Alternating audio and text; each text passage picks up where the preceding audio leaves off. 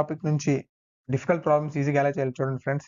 మన క్వశ్చన్‌లో x plus 1/16x is equal to 3 అని ఇచ్చారు. అయితే మనకు కనుక్కోవాల్సింది 16x³ ప్లస్ 1/256x³ కనుక్కోవాలి. మనకి ఇచ్చిన క్వశ్చన్‌ని ముందు 4తో అయితే మల్టిప్లై చేయండి. 4x plus 1/4x is equal to 12. But మనకు already x plus 1/x is equal to p అయితే దీని క్యూబ్ కనుక్కోమంటే మనకు ఫార్ములా ఏందంటే x³ plus 1/x³ is equal to p³ minus 3p, right? ఈ ఫార్ములా ప్రకారం మనం ఈ సొల్యూషన్ చేద్దాం.